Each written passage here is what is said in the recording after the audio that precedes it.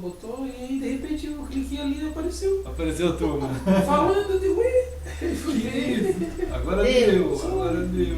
Não, foi. De sábado, tem sábado também. Sábado teve lá, a gente teve lá. Outro. Sábado, né? Agora conseguimos. Deixa eu ver daqui. Ah, que bom. Foi. Foi, André. Conseguimos. Estava sem som, agora foi. Deu tudo certo aí? Vocês estão ouvindo, pessoal? Acho que deu, hein? Vamos ver. Tudo bem? Tudo bem? Tudo. Bom. Mas graças a Deus a gente tem conseguido manter uma comunhão, né? 100%. Então aqui o irmão Sandro, o Felipe, né, Heloísa, Nancy, a Pri e o Cris daqui a pouco vem, estão ali. Mas a gente tem sido guardado, né, pelo Senhor. Eu estava vendo assim como Paulo procurava de todo jeito manter o contato com os irmãos, ou os irmãos terem contato entre si, né, naquele começo tumultuado da caminhada, né, com o Senhor. E quando as coisas começam a tomar uma outra... Paulo teria usado muito se tivesse. Sim, com certeza. sim, com certeza, com certeza. Sim, as cartas foram extremamente usadas, né? Que era a única maneira mais sim, de manter um contato com a turma. As cartas foram usadas. E antes das cartas haviam os profetas que escreveram naqueles pergaminhos. Então sempre a comunicação, quando Deus, né, pegou a primeira vez que ele chamou Moisés e falou, olha, eu vou te dar essas tábuas, né, essas tábuas da lei. Então Deus foi o primeiro a usar dois tablets, né, iPedra, vamos dizer assim, né? Deus usou um iPedra e aquilo ficou, só que o Moisés foi lá e jogou o iPedra em cima do povo, né? Quando o povo estava naquele arraial já totalmente descaracterizado com o povo de Deus, e ele falou, esse povo não é digno de ouvir essas palavras. E aí jogou em cima deles aquilo ali, quebrou tudo, quebrou o iPedra. Aí Deus falou, bom, agora que você quebrou isso, eu não vou fazer outro. Quem que vai fazer é você. Essa foi a primeira vez que o homem teve que fazer um iPedra, no caso, para Deus, né, em relação a Deus. Antes disso, teve uns casos de registros em outros povos que eles também faziam marcações em cavernas, né? Ou também faziam marcações em pedaços de pedras, e era assim que ia, né? Mas a tentativa de comunicação com as pessoas naquele tempo que eles estavam entre si e à distância, sempre houve, né? Comunicação à distância, tanto a distância entre o pessoal do mesmo tempo, quanto a distância com o pessoal de outros tempos, que aquilo estaria sendo registrado, né? E Deus faz isso, ele trabalha com essa questão de interligação, assim, né? Então o cuidado que Deus tem em fazer com que o ser humano conheça, né? Aí chega na época de Paulo e então de Cristo ali, todo mundo começa a escrever, tem mais facilidade para escrever, aí já usam pergaminhos, já usam peles, né? E aquilo tudo também se multiplica. Tem os escribas, pessoas que trabalham para cópias, né? Fazer cópias. E até pouco tempo atrás tinha pessoas que faziam cópias para os outros. Eles ditavam as cartas e as pessoas escreviam, os amanuenses, né? Então nem todo mundo sabia escrever. Era pouca gente que sabia escrever. Então tinha os caras que iam fazer a cópia. de alguma carta, né, de alguma coisa. Aí mandava. Né? E isso faz pouco tempo já, agora já é bem recente. Né? Aí depois, quando entra essa fase nova de comunicações, quando a gente está agora tendo essa chance de falar ao vivo e ainda ficar gravado, isso é uma expansão realmente incrível. Né? Mas, da mesma maneira que se expande e algo pode ser bom, né? Também pode se expandir algo que não tem significado nenhum. Né? Quando eu tenho um estudo do Umberto Eco, né? Umberto Eco, que é um escritor italiano, né? Ele está falando sobre as chamadas redes sociais. Então ele disse que nunca se multiplicou tanto a quantidade de idiotas como hoje em dia, né?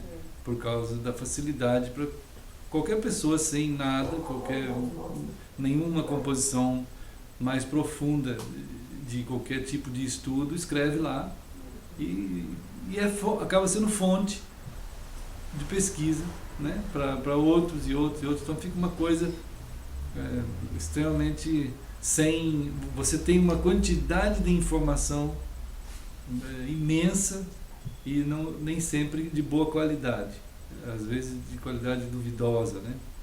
E sites duvidosos, fontes misturadas, sites que declaradamente falam mentiras. Então, porque tem pessoas até que usam isso para isso mesmo, para falar uma verdade como se fosse só por sim. farra. E então a gente tem uma luta hoje em dia, porque é uma comunhão que a gente passa a ter, é uma possibilidade, né? Então você tem que começar a restringir, ter inteligência para uso das tecnologias, né? Qual é a tua inteligência tecnológica, né? Quociente tecnológico. Então a gente precisa ter uma percepção da nossa época. Porque uma pessoa, ele é bem compreendido, ele só é bem compreendido quando ele é estudado nas ações e reações, atos dele dentro da época que ele vive. Claro, né? E isso parece muito óbvio, mas tem pessoas que não sabem viver na época que estão. Né? Então nós temos que ser capazes de interpretar a época que a gente está, saber exatamente o que está acontecendo e saber viver dentro disso com uma maneira sábia. Né? Há pessoas que estão dentro de uma época, ela está tendo diversos desafios, tanto tecnológicos, filosóficos, teológicos, né? Filosóficos ou sociais, políticos. Né? Como que nós entendemos essa época? Como que nós analisamos a nossa época? Né? Então isso tudo a gente poderia chamar assim, que Deus tem um cuidado para que cada geração, né, cada um de nós sejamos sábios dentro do nosso tempo. Né? A gente tem a condição de existir de maneira que a nossa vida ela seja corretamente construída. Né? A gente é uma pessoa, a gente tem uma construção a estar vivenciando isso. Né? Não pode ser de qualquer jeito, não pode ser levianamente. Né? Todas as estruturas de vida, elas mostram a complexidade da vida, todas, desde a formação do universo. Né? Por isso o chamado a Deus, ele muitas vezes vai dizer: eu sou o Criador. Né? Então o Criador é aquele que tem a competência para organizar os elementos da maneira como eles foram organizados. Eles têm os elementos estão aí organizados. Né? Tudo que há a estrutura de todas as coisas, dos planetas e do universo e dos sóis e da Terra. Ele criou os céus e a Terra. Ele é apresentado como Criador, né? O Deus que se apresenta como Criador e organizador do bem, aquele que gera o bem, ele nos chama a participar desse bem. E interessante que nós somos diferentes dos astros. Tem gente que fala que a gente é feito do pó das estrelas, como se isso fosse uma grande coisa. Quer dizer, a gente é feito do pó, mas é mais que isso ainda, né? Então, há elementos em nós que vão nos colocar numa conexão inteligente, pessoal, com o próprio Criador, né? Não pode ser de qualquer jeito, não é para ser assim, né? E então, uma das grandes questões é a gente ter a capacidade de interpretar corretamente tudo que há, né? A nossa própria vida, né? E todas as coisas. Então essa é assim, grande pulsar do coração do Senhor, né? Ele pulsa no sentido, ele tem vida demonstradamente na sua palavra por nós, assim. Ele tem uma vontade de nós, ele nos quer com ele, ele quer a gente andando com ele, né? Então essa é a exposição da palavra. A palavra do Criador expõe a ele mesmo na intenção de alcançar a gente, cada um de nós. Então é uma agonia, vamos dizer assim, quando você fala e a pessoa não ouve, né? A pessoa não quer ouvir.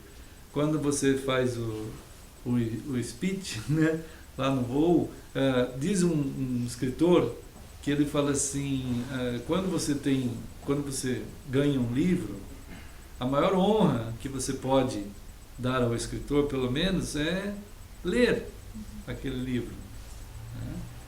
Você dará honra a ele em ler, né? Começar pelo menos a ler, começar a ler aquele livro, conhecer um pouco do que ele está dizendo ali, né? Então, quando há uma fala e a pessoa nem olha, e isso é quase um desrespeito, né?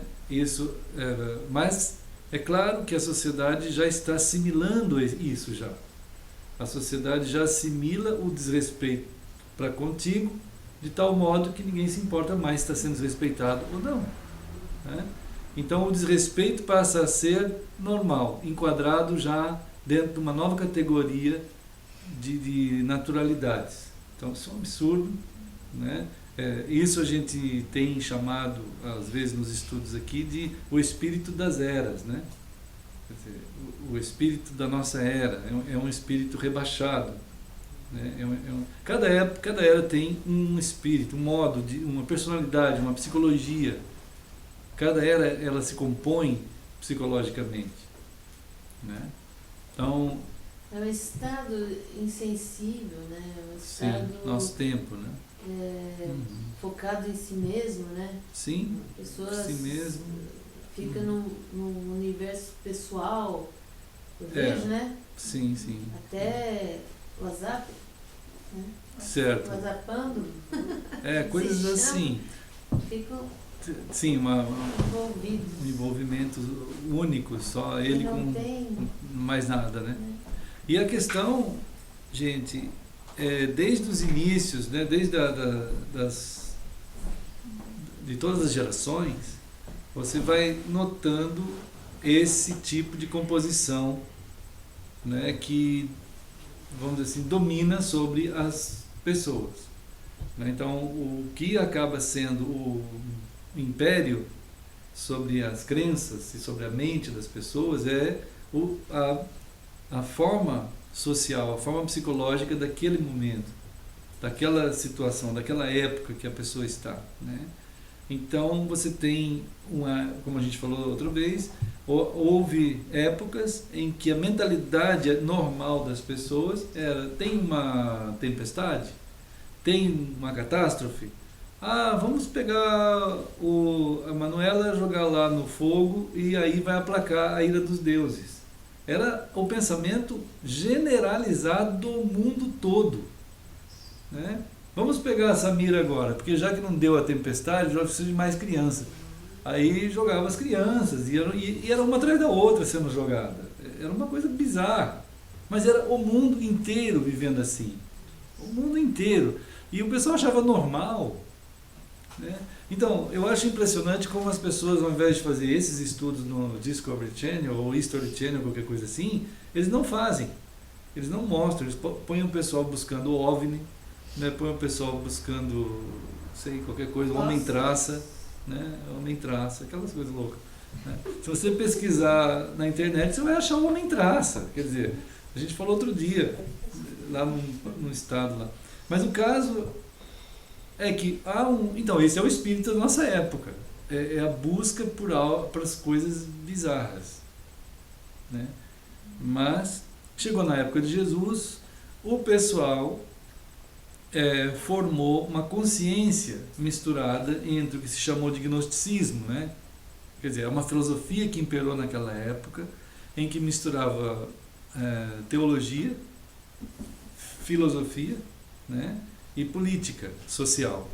Então tinha que ter algo que compunha naquela dimensão que estava acontecendo. Quem é que atua nos filhos da desobediência? Quem é que faz isso?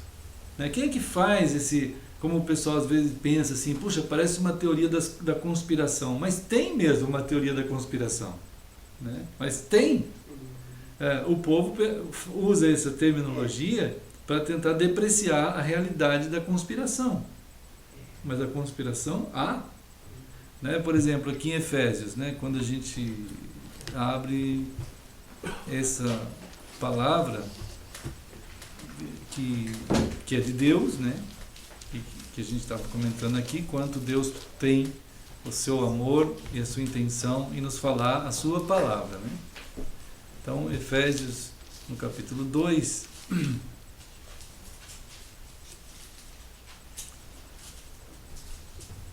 só que o pessoal não tem esse alcance. Então, quando você estuda a psicologia social, assim, das eras, você vai estudar pelo lado da manifestação humana, o que forma mais ou menos o perfil daquela cidade, daquela outra, daquela época, né?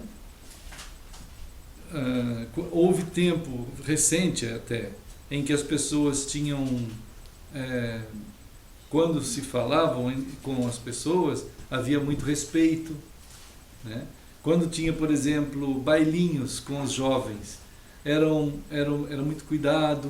Você olhava para a moça com muito cuidado, você pedia ela para dançar, aí ela queria, você dançava e pronto, né? Aí depois despedia com aquele respeito, né? As músicas falavam de amor, falavam de respeito, assim, daquela dignidade em apreciar a outra pessoa, o sentimento que aquela pessoa despertava nele e nela. Então, haviam essas músicas. Quando você ouve, por exemplo, algumas músicas de 50 anos atrás, você ainda consegue chegar nessa época, nesse espírito dessa época. Agora, se você for estudar o espírito artístico da nossa época, chamado artístico, quase que ofende a arte, né? Você colocar a parte musical, letras e ritmos, você não tem. É uma mistura, né? É uma mistura absurda de esquizofrenia, né? De letras totalmente sem sentido, e quando tem um sentido ela é imoral absolutamente, né? Os bailinhos não são mais bailinhos, são encontros de orgia praticamente, misturados a drogas, né? Em geral, assim, quando as pessoas falam em ir em baladas, ou já entra tudo pensando em droga, que droga vai consumir, que bebida vai tomar, né?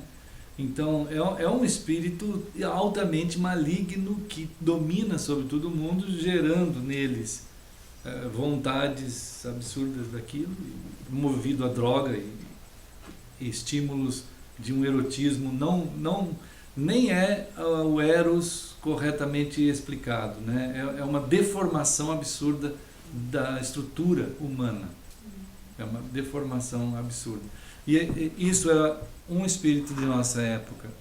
Quase é muito triste você ter que imaginar que não vai ter mais para os jovens a possibilidade de eles sequer poder conversar de uma forma normal com uma moça, seja em qualquer lugar que for, ponto de ônibus, ou na rua, ou no trabalho, é quase impossível, é totalmente desvinculado de sentimentos profundos e corretos, né?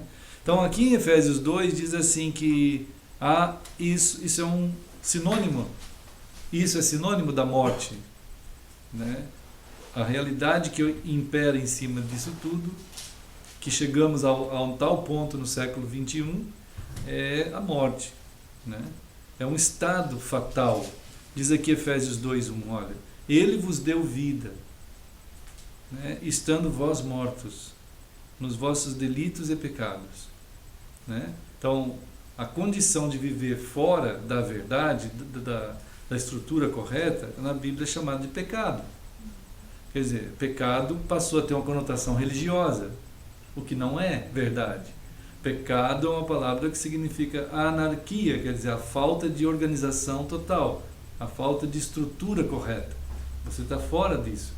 Então, você não está na estrutura correta. Então, a tua maneira de se conduzir ali, ela é fatal. Não tem como não ser fatal. É fatal. As coisas são todas exatas. É uma exatidão assim, absurda esse universo. É extremamente exato. Tudo é uma imensa de uma matemática pura, né? Tudo é muito correto. Por isso que você pode fazer qualquer cálculo de tempo, você pode fazer cálculo de metragens, né? Você tem os aparelhos todos eles existem porque eles conseguem ter padrão. Eles têm um padrão. O padrão é o próprio mundo, né? O padrão é o universo, né? Então, você sair fora do padrão, você vai estar fatalmente existindo. É uma condição de erro, é um erro, né? Deu erro, não vai conseguir, né? E então, isso espiritualmente e eternamente já é uma condição de morte, né? Não tem como. Mas essa morte não é uma morte de inércia, não é isso, é uma morte em relação aos procedimentos corretos. Você vai ter outros procedimentos então, outros. Como diz aqui, a gente anda segundo o curso desse mundo. Há um curso do erro, né? Que ele foi sendo construído. É até uma contradição, né? Tentar usar linguagens de organização para algo que é uma desorganização, né? Você está construindo algo que não é uma construção, mas que para aquele tipo de mentalidade parece que é. É um absurdo, mas esse é o absurdo mesmo, e o pessoal acredita que é. Então ele consegue dar crédito àquilo, talvez por vários fatores que agradem a ele naquela situação, né? Ele não tendo outros parâmetros, ele não consegue avaliar direito, ele já está fora da realidade real, né? Então, agora, quem que conseguiu fazer isso? Quem que fez esse tipo de realidade paralela, né? Tem uma mente que opera, como diz aqui, né? Existe uma operação levada a efeito, né? Pelo príncipe da potestade do ar, né? Do espírito que agora atua nos filhos da desobediência, né? A desobediência vamos dizer assim, é um resultado de você não estar na verdade. Quer dizer, você não está na verdade, a palavra de Deus está dizendo, olha, que a estrutura é essa de vida. Aí a pessoa não quer. Ele não quer isso, então ele está desobedecendo a isso. Só que a desobediência, ela gera atos. Não é uma pessoa assim, eu não quero Deus e eu vou fazer o que eu puder, eu vou viver do jeito que eu quiser. Ele vai mesmo viver, não tem como, ele vai. Então, só que os atos daquela pessoa vão ser equivocados. Então, existem atos acontecendo. Da mesma forma que a fé também ela é ligada à obediência. Não tem como você ter fé e não obedecer. Não dá. Né? A fé, biblicamente falando, é você se localizar na palavra do Senhor. A palavra está aqui e eu quero essa palavra. Então, ao querer, eu creio no Senhor. O crer no Senhor, ele vai colocar você numa condição de viver aquilo que a palavra diz que deve ser. Então, ela vai, vamos dizer assim, exigir uma obediência, não de forma impositiva. Né? É como se você tem uma figueira. Jesus ia passando assim e viu uma figueira. Só que aquela figueira, ela tinha um monte de folhas. Quando a figueira, ela é assim, ela tem muita folha. Então, quando se tem as folhas, você já sabe que vai ter os frutos. O texto é bem claro assim, Jesus viu a figueira e ela tinha muitas folhas, e ele estava com fome. Então, quando ele estava com fome, ele falou assim, vou parar aqui comer uns figos. Né? Eu vou aproveitar e comer uns figos, eu estou com fome. Aí ele chegou lá perto e não tinha figo algum. Nada. Não tinha nenhum figo. Só tinha folha. Era a época, né? Com certeza. Mas pode ser que seja época, se fosse época ou não, mas estava cheio de folha. Ela tinha que ter figos. Obrigatoriamente tinha que ter figos. Não se concebe. É uma contradição uma figueira com folhas e sem figos.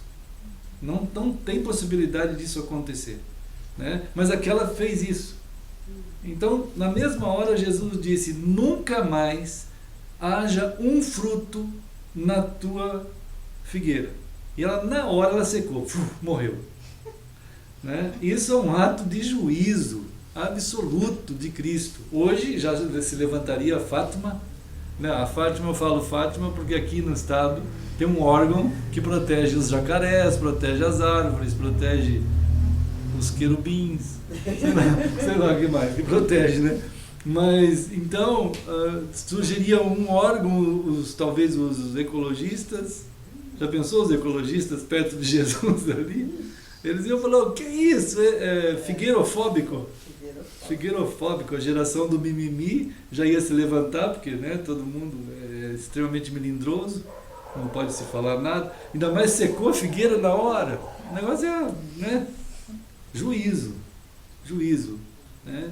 Deus é juiz e ele exerce o seu juízo na hora que ele quiser. Ele quis exercer, exerceu e acabou. Agora, aquilo ali foi um absurdo e também foi um ensino.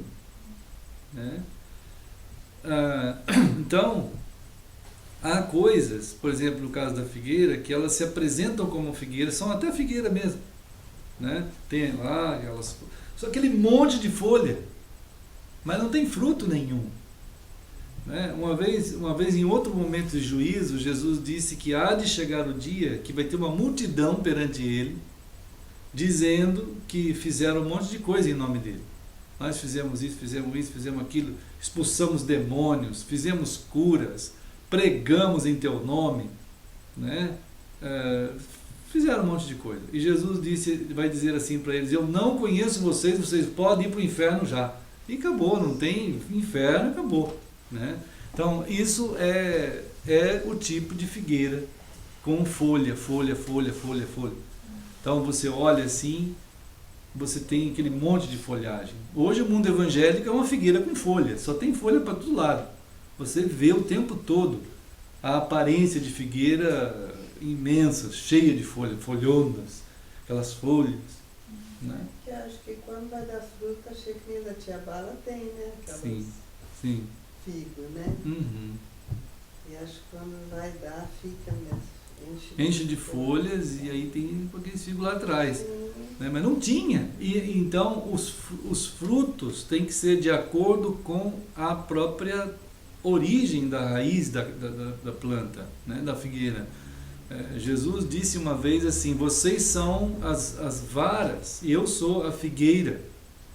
Vocês precisam estar ligados em mim para que os frutos que eu tenha para vocês possam acontecer. Quer dizer, não é um fruto gerado pela folha ou pelo própria vara, né, pelo galho. O galho não gera fruta em si mesmo. Ele só gera porque ele está ligado a toda a figueira, ao caule. É assim que é, né?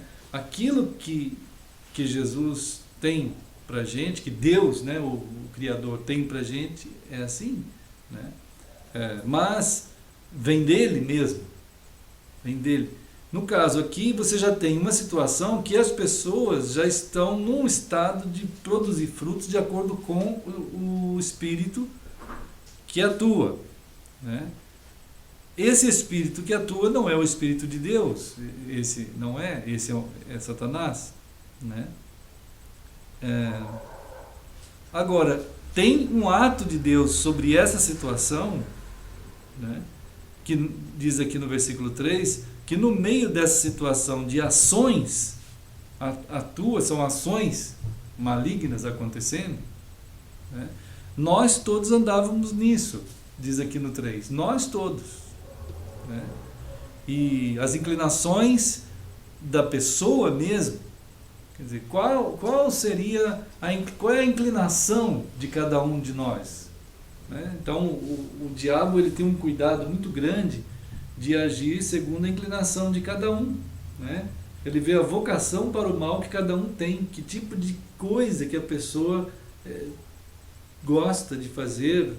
Então ele vai trabalhar com aquilo ali, desde que ela não fique em Cristo, em Deus, nada.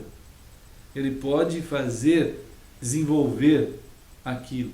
Então é uma estratégia maligna, né, de dar à pessoa, de acordo com o seu próprio interesse, o desenvolvimento dentro do ambiente satânico. Ele vai fazer isso, né? E assim segue. Mas diz aqui no 4 que Deus, sendo rico em misericórdia, e nessa riqueza da misericórdia de Deus, gente, nessa riqueza do amor de Deus, como fala aqui, mas Deus, sendo rico em misericórdia, por causa do grande amor com que nos amou. Como é isso, né? Como que isso é traduzido nos atos de Deus?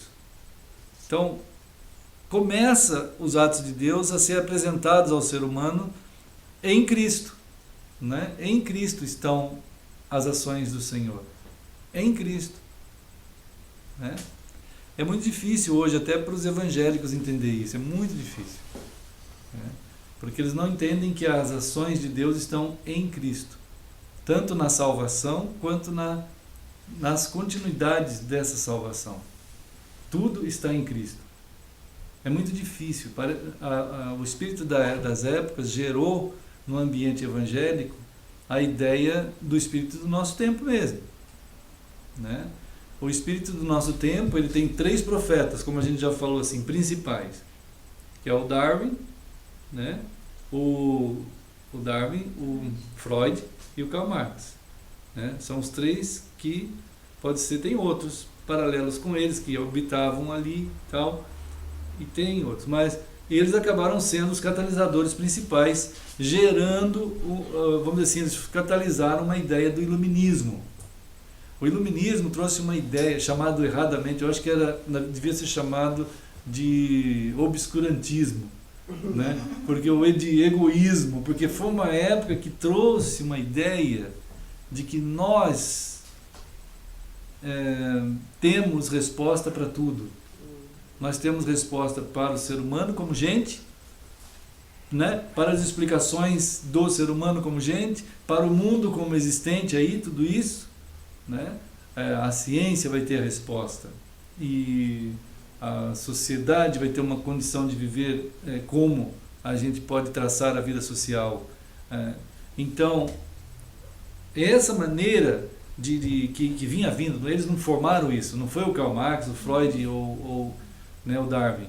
Eles já vinham recebendo isso daí numa influência anterior a eles, que estava elevando o espírito humano a uma condição de achar respostas humanas para tudo. Isso a gente poderia chamar, e é chamado mesmo nos estudos aí, de positivismo, né? Então, o positivismo é um estudo que a gente faz nessa época, né? O positivismo. Ou, no mundo evangélico, de fé positiva, confissão positiva, né? A confissão positiva, no meio evangélico, tem duas vertentes. Tem a vertente fantasmagórica e esotérica, não é? Com aqueles caras que produzem atos bastante malucos, como fazer a superstição vinda do seu suor. O cara fica com uma toalhinha, aí fica com umas bomboninhas da água, tijolinho. Isso é gente satânica praticamente, né? Porque eles estão usando uma idolatria de elementos, né? Então, o Paulo, passando em Atenas, ele olhava o pessoal ali e falou assim: eu observei o objeto do vosso culto, do vosso culto. Quer dizer, quando é uma fé extremamente, chamar fé, né? Quando existe uma fé fora de Deus, você vai ter a condição de ver os objetos do culto da pessoa, né? O objeto do culto da pessoa era os deuses de Atenas, como é a bomboninha de água do Valdomiro, ou o tijolo, copo d'água, o suor, ou o crucifixo católico, ou a igreja evangélica como igreja em si, como denominação, né? Bom, isso então, estou falando primeiro a vertente feiticeira da coisa, né?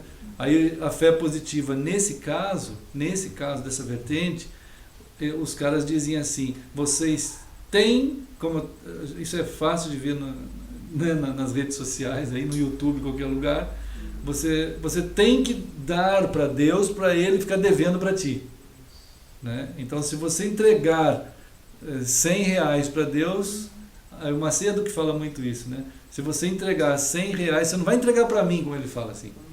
É claro que vai entregar para ele, né? Mas ele fala: você não vai entregar para mim, mas se você entregar, Deus vai estar devendo para ti? Não, então Ele vai pagar para ti. E você tem que exigir de Deus aquilo que você quer.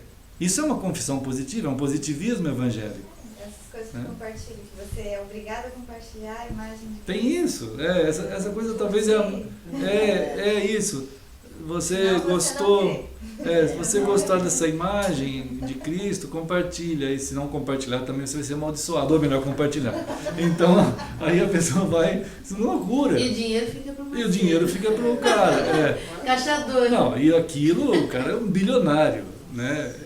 Totalmente bizarro o negócio, né? Então, você vê as pessoas com helicópteros, as pessoas com fazendas, com bois, com carros de últimas gerações, assim, tudo mais. Então, e aquele povo na miserabilidade, sendo extorquido, tirado até o último centavo que tem, negócio bárbaro, né? E tem então, esse tipo de coisa, ele trabalha até mesmo ante Deus de uma tal maneira que, em 1 Coríntios 9, vai falar todo um cuidado que Paulo tem com o sustento do pastor de Deus, do homem de Deus. Existe um sustento do homem de Deus, trabalhado principalmente em Coríntios 9, né? Mas, até em geral, é difícil se estudar ou se pensar nessa realidade daqui, exata, de como... Aqui você nunca vai ver dizendo que o homem de Deus precisa ficar milionário ou rico, ou ter casas e fazendas e jatinhos e carro. Tem outro dia eu fui comprar na época a gente foi comprar um carro, né? Naquela época a gente estava atrás de um carro. O rapaz chegou assim para mim e falou assim: pastor, o senhor vai comprar um carro blindado? Eu falei: o quê? Carro blindado? Eu estou procurando um carro blindado, meu. Porque os pastores vêm aqui e compram carro blindado. Ele tem ele é um irmão também em Cristo, ele tem várias lojas, né? Ele falou: pastor, por isso que eu deixei tudo esse negócio de igreja, né? Eu falei: olha, irmão, você tem que ter uma crítica, mas tem que tomar cuidado, porque você está vendo uma coisa errada e você joga fora Deus e Cristo e a palavra de Deus. Então não pode ser assim, né? Então as pessoas, no entanto, a fragilidade das mentes é tamanha que quando ele está diante desse tipo de exploração, né, no mundo da confissão positiva, a maioria do pessoal tem uma mentalidade que não tem crítica mais. Eles vão sendo levados como se fosse uma manada, assim. Na política acontece a mesma coisa, né? Na política, na fé, assim, tudo igual. O pessoal é manada e vai indo, né? Aí depois que a pessoa abre o olho e vê aquilo, aí ele fala, nossa, que terrível, eu não quero nem saber mais de Deus. Mas como assim? Peraí, você tem que ter um critério, né? Você tem que ver a verdade das coisas. Isso está errado, aquilo lá também, mas você não pode jogar fora o país, você não pode jogar fora a estrutura correta das coisas, a fé, a palavra de Deus, né? Nós estudando outro dia, junto aqui, sobre o ato do Hitler, né? Em 1933, sobre o Reichstag, né? Havia lá na Alemanha uma desgraça muito grande, estava mais ou menos, nosso país hoje está meio parecido com a Alemanha de 1933, né? Então, uma confusão generalizada, e o Reichstag era o centro democrático alemão, que havia lá um prédio, era um prédio chamado Reichstag, então era o centro democrático alemão. Aí o que aconteceu? De repente pegou fogo aquele Reichstag lá. E todo mundo sabe hoje, todo mundo não, quem pesquisa sabe que foram os próprios nazistas que puseram fogo lá. Aí o Hitler, histérico como ele era, né, histérico como Lula, como Dilma e tudo mais, assim ele pegou aquele histerismo dele e saiu gritando, fora os comunistas, vamos acabar com os comunistas, vamos acabar com os comunistas. Né? Aí o pessoal se impressionou com o Lula, com o Hitler, se impressionou com o Hitler em 1933, né? Descobriram, foi um holandês que tinha 22, 23 anos, foi lá, pôs fogo, né? Depois foi realmente aquela coisa, outro dia jogaram uma bomba na calçada onde fica a sede do Instituto Lula. Aí o Lula, porque foi não sei quem, foi eles mesmos. Foi igual o hashtag. Ele mesmo jogou na calçada dele, ainda nem fez nada, porque o hashtag mesmo, se você olhar, tá todinho queimado. Se ele fosse um pouco mais inteligente, que ele não é, ele teria pelo menos queimado todo a sede do que ele tem, para dar mais um pouco de credibilidade. Hoje todo mundo sabe que foi uma piada, foi uma palhaçada, ele tentou enganar quem, né? Ninguém. Então, essas situações que foi naquele período lá, de 33, suficiente pelo impacto que deu na sociedade, e a cólera que apareceu no povo contra aqueles que o histerismo do Hitler falou que era, gerou ele ser eleito. E ele foi eleito e matou milhões de pessoas nos próximos 10 anos, 12 anos, por aí.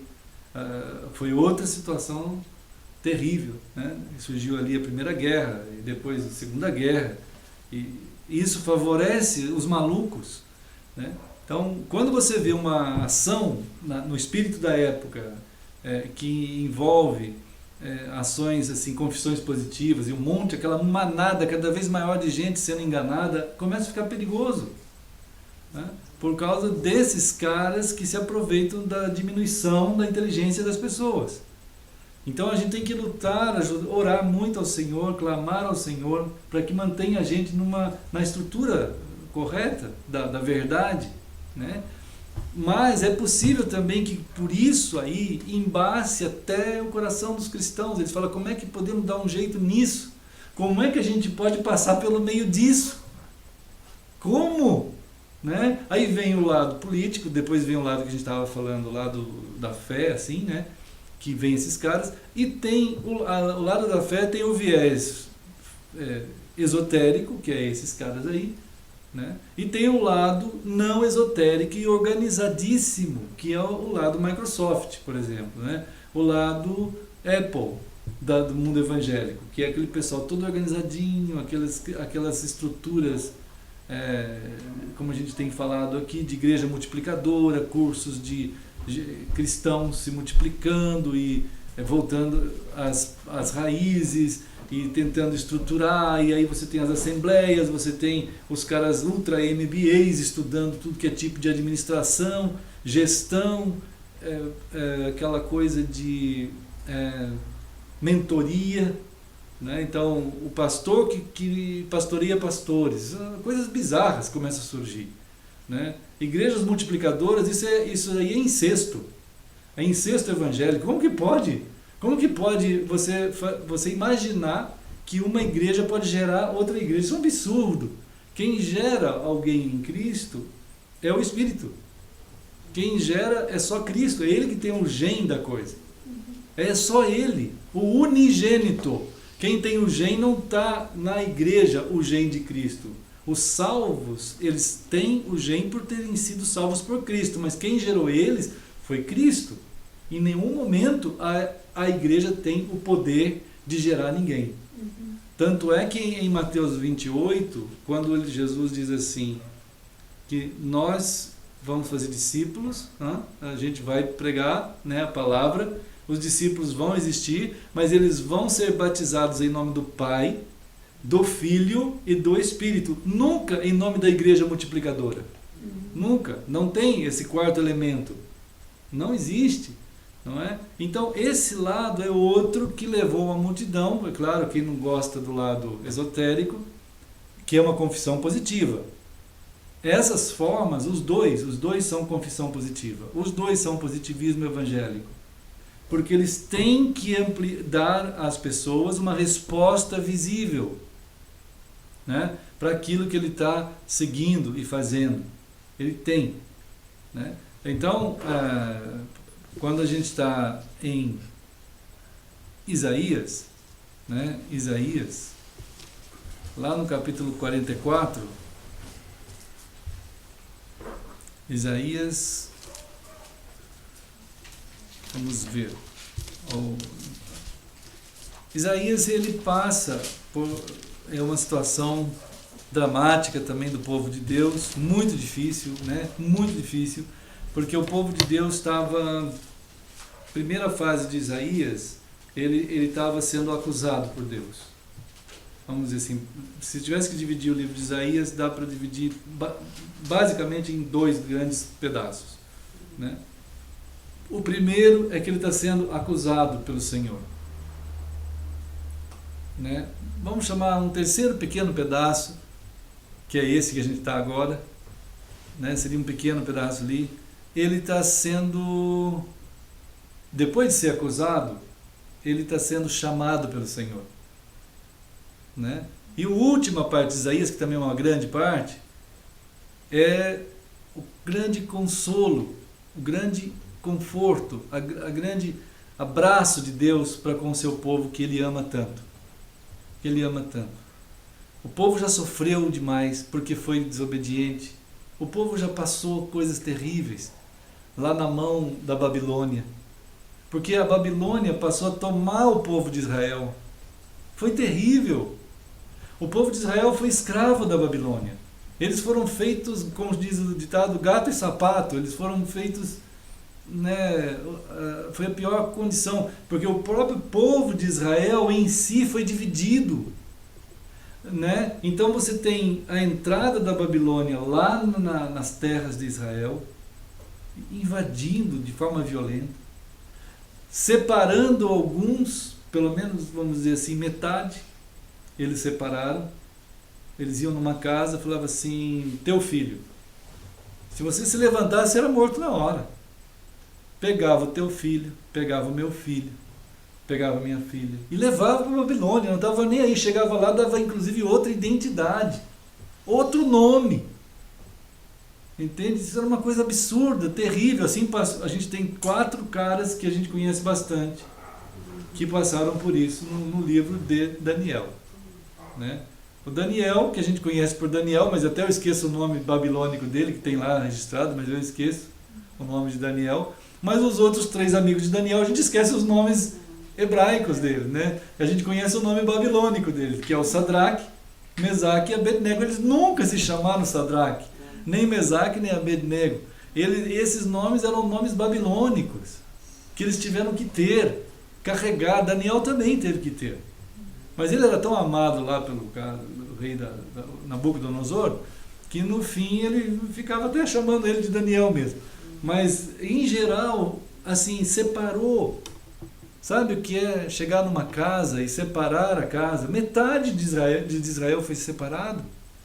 Então, era uma coisa terrível, trágica. A gente já lê as histórias dos escravos, né? Quando eles eram os navios, aquele John Hilton, né? John Hilton, capitão de navio americano, acho que é John Newton,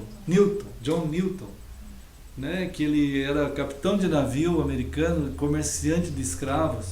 Ele entrava lá na África e pegava aquelas famílias do pai e tirava um para um navio, outro para o outro, filho, esposa, todo mundo separado, e misturava ali tudo. E eles estavam, aqueles homens e mulheres na África estavam lá, simplesmente trabalhando nas suas sociedades tribais, mas plantando, tudo em paz, ali vivendo sua vida. Chega uma outra nação, toma eles à força, vende eles como coisa num outro lugar, né?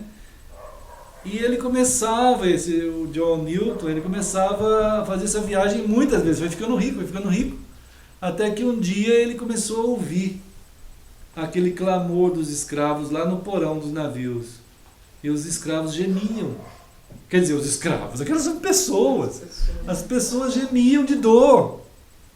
Porque você não tinha mais o teu filho, você não tinha mais teu pai, a tua mãe, teu marido, tua esposa, você não tinha mais.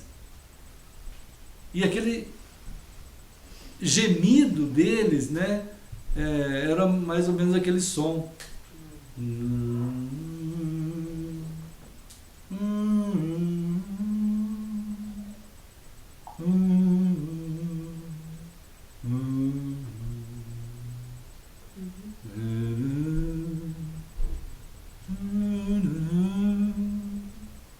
Né? E aquele lamento, aquela dor profunda, e aquilo foi marcando o coração dele, né? Aquela dor profunda mesmo, até que chegou um momento que alguém deu uma Bíblia para ele e ele se entregou a Cristo, né? E ele foi um homem de Deus e ele começou a pregar a palavra de Deus lá nos Estados Unidos, né? E lá ele compôs um hino, né? Um hino sobre esse momento dos escravos, né? A Amazing Grace, que é o hino conhecido no mundo inteiro, né? A maravilhosa graça, né, do Senhor. Olá, queridos irmãos. Olá. Pedro, estás aí? Dona Esther. Oi, irmão. Irmão Tyson, irmã Patrícia. Oi. Então, irmãos, a gente tem um alcance do Senhor na vida de uma pessoa, né, que foi tomado pelo Senhor, que o Senhor viu, né, aquela pessoa passa a ver as discrepâncias, né, desse mundo maluco. E o povo de Israel, a mesma coisa. Isaías, que a gente está aqui abrindo agora, né, o texto de Isaías, ele está dentro de uma situação semelhante, de uma situação meio semelhante, que o povo de Deus, ele foi avisado pelo Senhor, muitas e muitas vezes. Ele foi avisado, cuidado, vocês, né, vocês não façam assim. Então o capítulo 1 é a declaração inteiramente da desgraça, da doença, da coisa maligna que estava dentro do coração deles, que eles tinham aceitado, gente. O povo de Deus aceitou condições bizarras de viver uma sociedade parecida com qualquer uma outra sociedade que não conhece a Deus, que explorava o seu próprio irmão, que se aproveitava da situação do próximo. Capítulo 1 é uma descrição terrível de como que estava o coração daquele povo. E o povo não mudou mesmo, até chegou ao ponto no capítulo 1 de Deus dizer assim: eu não consigo estar no culto com vocês, eu não consigo, eu vomito, eu vou embora, eu não estou lá. Onde que vocês vão indo? Pergunta o Senhor lá no capítulo 1. Vocês vão indo para o culto? Falam, então eu não vou. Deus diz assim, eu não vou, lá eu não vou, né? Não vou. Então vocês podem ir, mas eu que não vou estar lá. Aí o povo ia. E depois de todas aquelas iniquidades, mas o problema é que a iniquidade está latente no coração do Senhor, está muito forte no coração do Senhor. Mas no coração das pessoas, não. Eles não estão vendo mais. Não vê mais. O próprio povo de Deus não via mais o que era errado, o que era certo, não via mais. Ele estava fazendo mal para o próximo irmão dele. Ele não estava ligando, ele não estava se importando, ele não estava percebendo que Deus chama a gente para viver a vida dele em nós, como deve ser. E o povo não estava vivendo nada do que Deus tinha, era a figueira seca. A figueira só tinha, a figueira sem figo. A única coisa que vai receber do Senhor é o juízo do Senhor. Ela vai morrer, ela vai secar e vai morrer. Então Deus chamou Isaías exatamente para isso.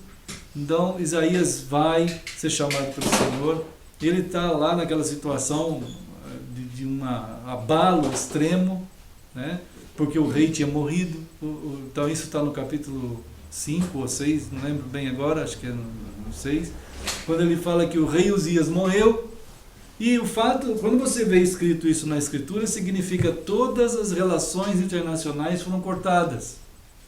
Todos os acordos internacionais acabaram. E o rei Uzias tinha sido rei por 40 anos.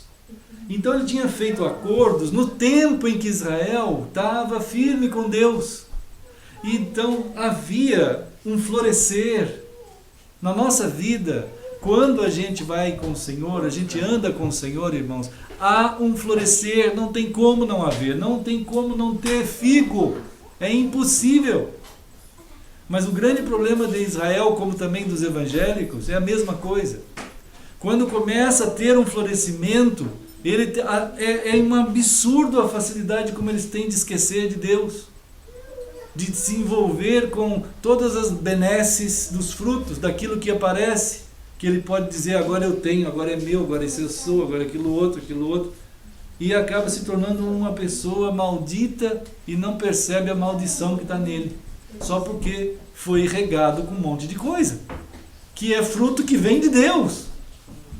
E isso foi tanto, que os acordos ficaram até o último dia da vida de Uzias, porque Deus honrou Uzias, porque ele conseguiu manter, ele foi fiel um certo tempo, e aí então morreu o rei Uzias. Agora, Israel, enquanto ele pôde aproveitar-se da bondade de Deus sobre a aliança com o rei Uzias, ele aproveitou. O povo de Israel aproveitou. Ele falou, olha, nós temos a segurança. Por maior que seja a nossa iniquidade aqui, nós estamos seguros no rei Uzias. Só que o rei Uzias morreu. E agora a morte do rei Uzias rompia tudo. E eles sabiam que ninguém em volta deles gostava deles. Mas não é que não gostava deles por causa deles serem judeus. Não é isso, não. Não é não é antissemitismo que havia lá. Não é isso, não. Esse mimimi de antissemitismo que tem por aí é a mesma coisa que o mimimi de tudo que tem hoje, né? Hoje é a década do mimimi. Mas o problema de Israel é que eles estavam contra a verdade, aquilo que tinha feito eles avançar e crescer e florescer. E eles, quando a iniquidade toma conta do coração de uma pessoa, principalmente se ele for uma pessoa de Deus, né? Aquilo fica tão mal, tão ruim, tão terrível, como fala Paulo, nem mesmo entre os gentios se vê quem faça tal coisa. Em Coríntios 5. Quer dizer, o crente, ele chega a ser usado pelo diabo de uma tal maneira que o fruto que vai vir dele é tão terrível que nem mesmo os que não são crentes vão fazer aquilo. Porque a mente de um crente ela é muito ampla e muita capacidade de pensar as coisas. E só que ele vai pensar sem Deus. Vai ser ocupado, o diabo vai falar, maravilha isso aqui. Esse é um salão próprio para mim, ele vai tomar. Como tomou. E a iniquidade em volta, quer dizer, o povo deles gerou uma antipatia em relação a todos os povos vizinhos. Porque quando uma pessoa se torna prepotente, fica muito ruim conviver com aquela pessoa. Você não consegue conviver, né? Se Deus não é o Senhor da tua vida, vai ser a prepotência, vai ser o orgulho, vai ser a vontade de acusar todo mundo, ou de dizer, olha, nós somos Israel, vocês são um bando de nada, nós somos isso, nós somos aquilo. Enfim, exemplos desses, né? E o povo de fato estava odiando Israel. Então Isaías, ele é chamado nessa altura, quando o rei Uzias morreu, e quando Israel já tinha recebido a ordem de Deus, igual Jesus deu à figueira. Jesus deu a ordem à figueira assim, seca, morre. E era assim. Aí o chamado de Isaías lá no capítulo 6 é este, é para dizer assim, ô Isaías, você vai falar para eles que eles vão morrer. Não tem conversão.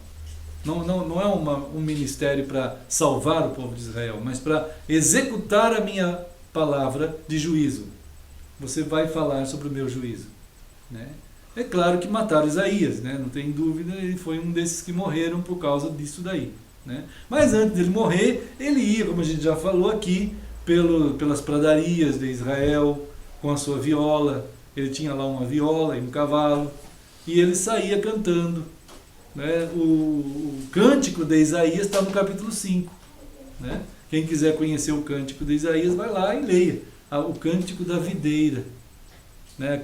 Foi o Amazing Grace, assim, só que ainda não era o Amazing Grace, né? Era o cântico da videira. Que beleza aquela mensagem de Deus, que ele fala tanto sobre o cuidado que ele, o Senhor, teve com eles, de pegar eles, cada um deles, e plantar, e cuidar, e fazer florescer, e fazer até um muro. O Senhor disse, eu fiz um muro em volta de vocês, de modo tal que ninguém ia mexer com vocês, ninguém ia machucar vocês. Eu fiz um muro em volta de vocês, né? E aí então ele falou assim, mas vocês não me amaram. Vocês se prostituíram, né? Com outras ideias, com outras vontades, outras atitudes. E então vieram os de fora, entraram por cima do muro, pisaram as vinhas e vocês acabaram, né? Então, na questão da Babilônia, ela já estava dentro do coração do povo de Israel, irmãos. Ela já estava dentro, né? O povo de Deus já estava gostou da Babilônia. Ele amou a Babilônia. Tanto é que em Apocalipse tem 2 capítulos, um é o 18, o outro é o 19. Não, 17 ou 18, acho. Que ele fala assim da grande Babilônia e da grande meretriz, que é a mesma pessoa, a mesma situação. A mesma pessoa no sentido do texto lá. Mas é a mesma situação, né? Quando ele está dizendo lá que o mundo vai estar de uma tal maneira vivendo uma condição de domínio da malignidade no mundo, e o povo de Deus já não é mais Israel ali. Ali já é os chamados, a eclesia, a igreja. A igreja de Deus vai ter sido adúltera com a Babilônia de novo. Entende? Apocalipse 18:4 chega a tal ponto que Deus diz o texto assim, e então eu ouvi outra voz que dizia, sai da Babilônia, povo meu, diz o Senhor.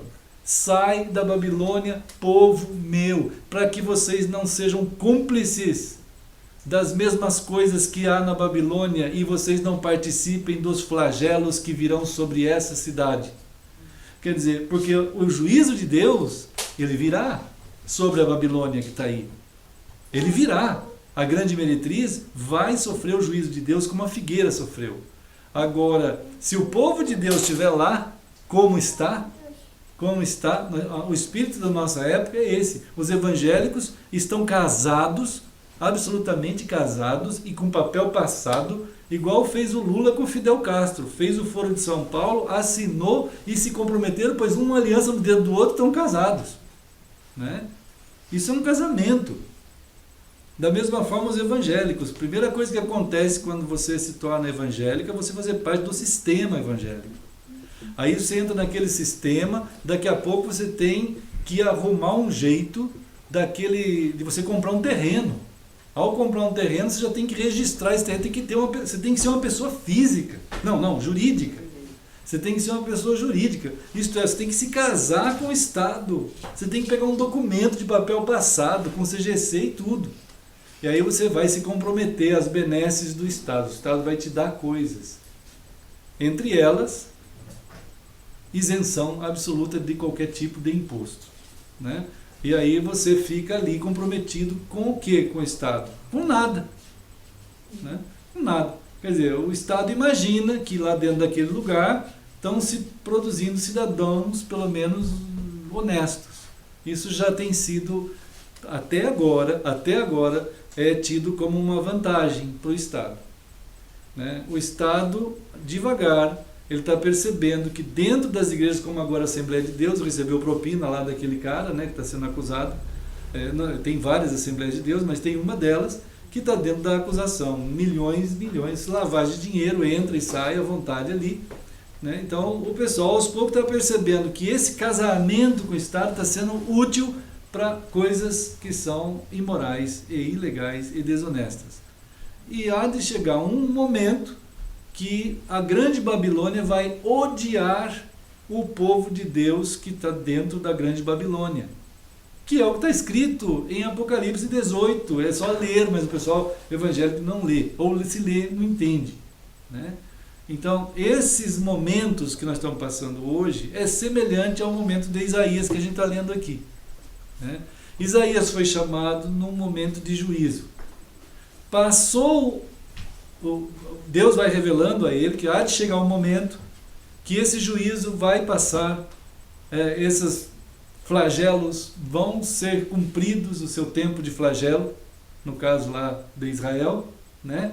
E que agora Deus está chamando eles de volta.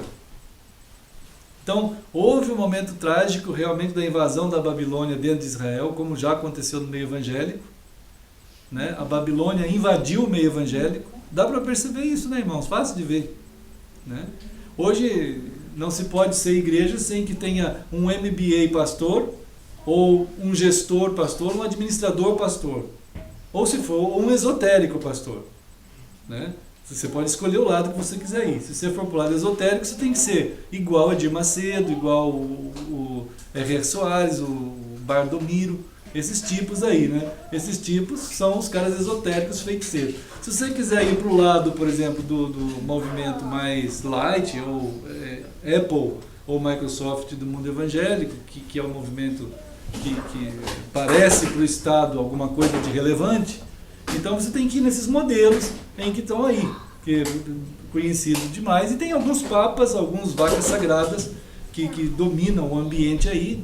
Tem vários papas aí evangélicos, né, que você tem, né, nessa linha mais tradicional e mais, vamos dizer assim, como se chamaria, bem centrada, em que a turma não é assim desse jeito. Mas os dois jeitos são confissão positiva, né? A confissão positiva é o Darwin, é o Freud e é o Karl Marx, que geraram na política esse sistema positivo de explicação da sociedade, né?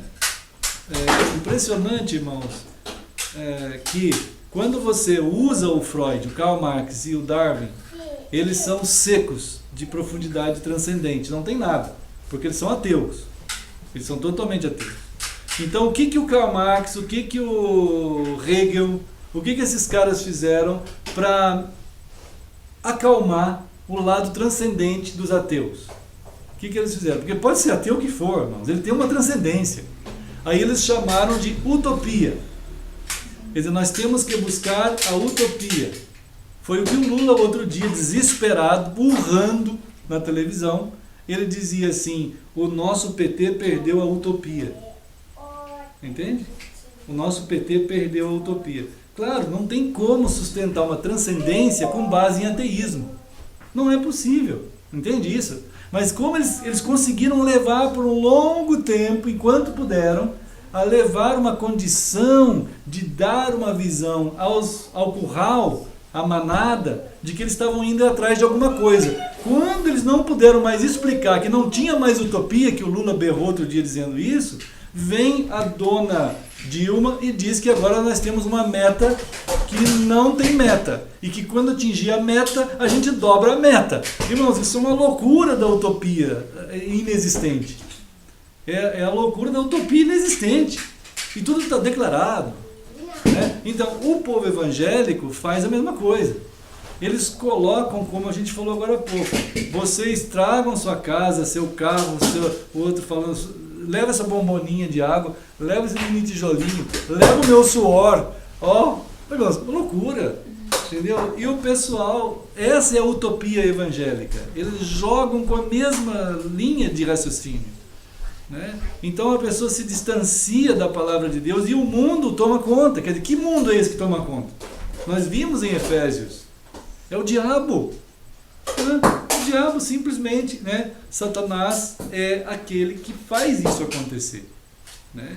Então, bom, esse quadro é terrível. É um quadro terrível. Mas aqui em Isaías 44, né, irmãos? Vamos ver aqui. Olha só.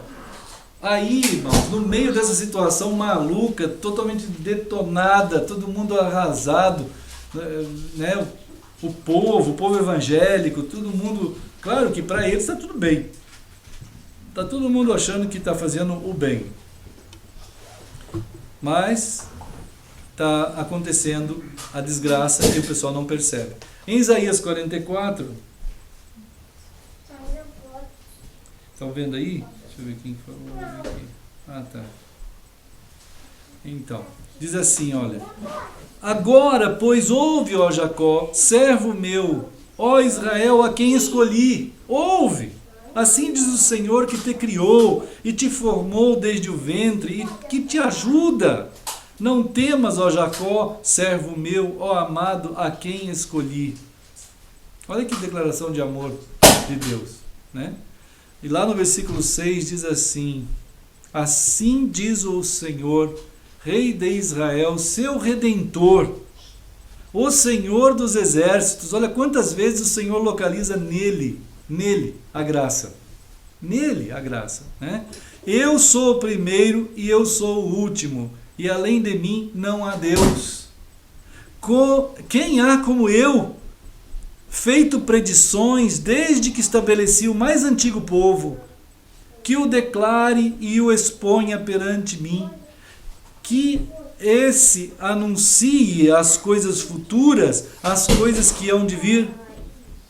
Não vos assombreis, nem temais, acaso desde aquele tempo não vô-lo fiz ouvir, não vô-lo anunciei? Vós sois minhas testemunhas. Há outro Deus além de mim? Não há outra rocha que eu conheça. Né? Então Deus está aqui novamente se apresentando ao povo. Para cuidar, para dizer, eu sou quem vai te redimir disso tudo. Né? E aqui no Isaías 40, vamos ver aqui, 40. Isaías 40, vem aqui agora, depois de toda aquela luta, no meio de toda aquela situação de flagelo, eles estavam flagelados mesmo, irmãos. Eles saíram da Babilônia depois de 70 anos. Ficaram lá presos 70 anos. E aí foram sair dali, porque o Senhor tirou eles de lá. Então, ele diz assim, Isaías vai lá e fala para eles assim: consolai, consolai o meu povo, diz o vosso Deus. Está vendo? Falai ao coração de Jerusalém. Olha, irmãos, é o povo de Deus que está no meio da Babilônia. Deus quer tirar eles de lá. Ele não quer que eles fiquem lá. Deus não quer que esse povo dele fique errante, sendo envolvido por coisas que não são com o Senhor mesmo. Né? Nesse capítulo 40 é que vai aparecer uma referência aqui, que embora também seja para esse tempo, é também falando de João Batista. Olha o versículo 3 aqui, ó. Voz do que clama no deserto, né? Preparai o caminho do Senhor, endireitai no ermo, vereda a nosso Deus. Coisa linda, irmãos. Quer dizer, o Senhor está tão preocupado com eles, naquela condição que eles estavam tão detonados, é como se fosse um campo de guerra, o povo de Israel. Eles estavam machucados. O povo de Deus estava machucado, como está hoje. Ah, mas tem um prédio maravilhoso, pastor. O senhor não acha maravilhoso aquele prédio? Uma iniquidade, irmão. O prédio de Deus é o coração do ser humano. O templo de Deus é o nosso coração. Maravilhoso deve ser o seu coração na mão do Senhor. Esse é o prédio, esse é o povo santuário, a habitação do Espírito. Mas ele diz assim, tanto é que ele fala assim, qualquer prédio que existir, eu vou destruir. Qualquer buraco que existir, eu vou cobrir. Né? Pode ter muro de escalada, pode ter prédio, pode ter montanha, pode ter depressão, pode ter o que for. Ele fala aqui no versículo 4. Todo vale, quer dizer, aquela depressão, né, será aterrada. E nivelados, todos os montes e outeiros, o que é tortuoso será retificado, e os lugares escabrosos aplanados. Então, essa condição toda, irmãos, ele gera no coração dos homens, das pessoas de Deus, aquelas vidas deprimidas, aquelas vidas lá para baixo, aquelas vidas que estão em down, né, que eles falam assim, tão mal, tão muito mal. Agora, o ser humano é assim, sem Deus, sem a direção do Senhor, ou eles estão em depressão, ou eles estão em euforia. Só vive assim. Não tem outro jeito de viver. As pessoas não conhecem outra forma de viver. Ou eles estão mal lá embaixo, ou estão lá em cima, naquela condição. Ou eles estão extremamente amargos e com raiva de todo mundo.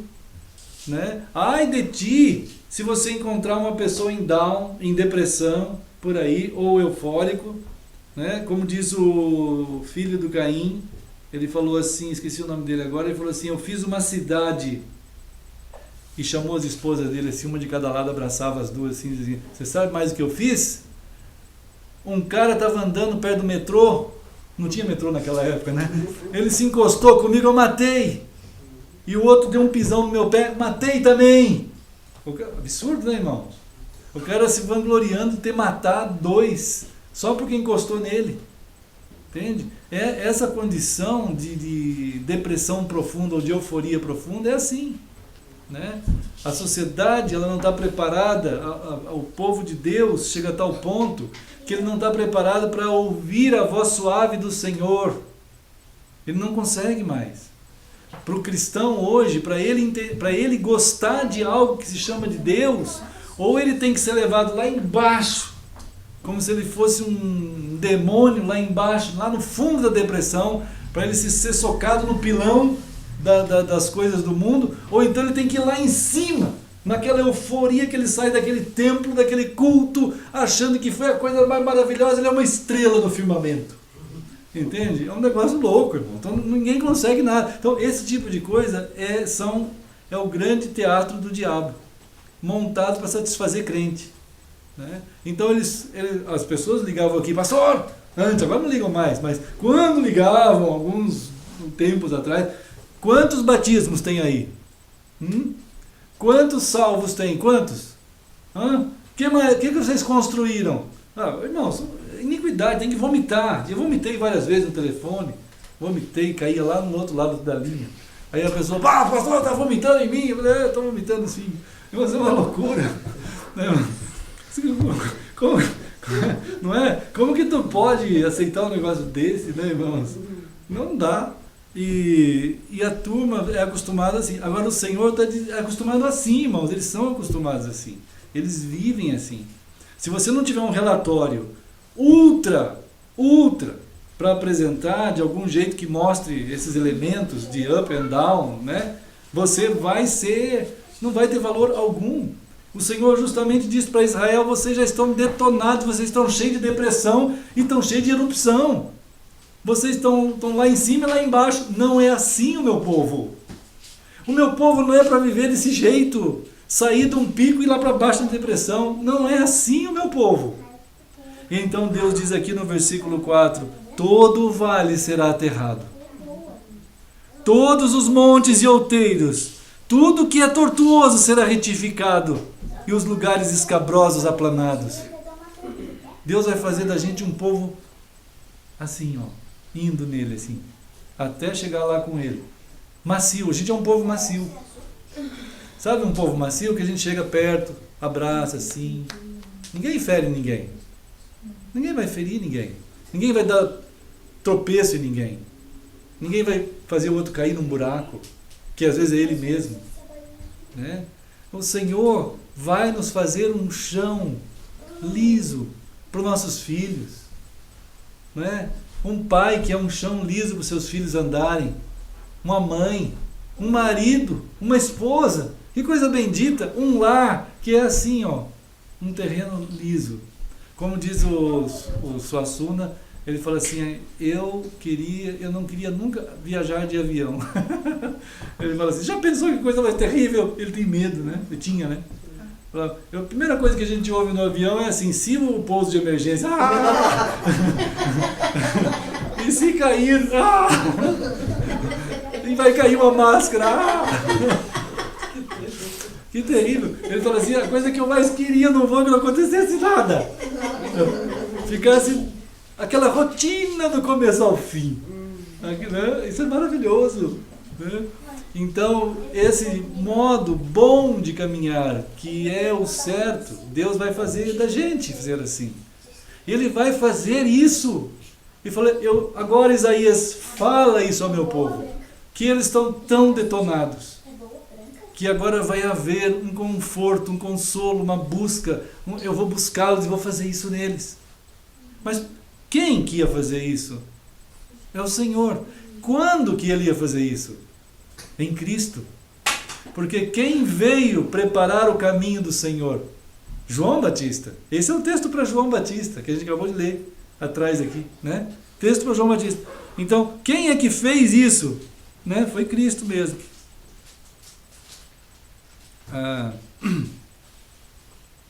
Então, irmãos, aqui no versículo 9, olha só, lá no 6, não, vamos ver o 5. A glória do Senhor se manifestará. Olha só que lindo, irmãos. A glória do Senhor se manifestará, e toda a carne a verá, pois a boca do Senhor o disse. Uma voz diz, clama, no 6 agora. E alguém pergunta, que hei de clamar? Toda a carne é erva, e toda a sua glória como a flor da erva. Quer dizer, de onde vem o nosso socorro? Porque tudo que existe, nós estamos cansados de saber, não subsiste. Eu já sei hoje que qualquer tipo de palavra que apareça para eu poder me sustentar, não dá. Hoje nós já sabemos porque nós experimentamos a desgraça. Não é possível. Então, aí ele diz assim, seca-se a erva e caem as flores, realmente tudo isso acaba, soprando nelas o hálito do Senhor. Na verdade, o povo mesmo é uma erva. Não tem como você confiar no próprio povo, no sistema humano. Não é para confiar. Né? Mas, seca-se a erva e cai a flor, mas a palavra do nosso Deus permanece para sempre. Olha que coisa linda. Então você vai estar, Deus está chamando a gente para estar construído pela palavra dele. Não é por um momento que passa, que daqui a pouco te deixa. Você não vai acontecer uma coisa que Deus vai fazer em ti, que vai te deixar eufórico e daqui a pouco vai te deixar na depressão. Não, nunca vai acontecer isso. Você nunca mais, em Cristo, nunca mais tu vai experimentar isso. Esse tipo de oscilação não vai. Porque o Senhor é que vai cuidar de ti. É Ele que vai te pegar com a sua mão e vai fazer essa operação em ti, nos teus filhos, nos meus filhos, na nossa família, em nós como seu povo. Irmãos, quando Deus pega a gente, Ele pegou a gente de tamanhas depressões, de tamanhas situações estranhas, né? Então diz assim, que Ele que vai cuidar de nós. Vamos ver 2 Coríntios 13, 4. 2 Coríntios 13, 4. Vamos lá no Novo Testamento, né? Agora aqui é uma coisa muito, muito importante, irmãos. Essa revelação do Senhor é muito importante para nós. 2 Coríntios 13, 4. O Senhor diz assim, ó.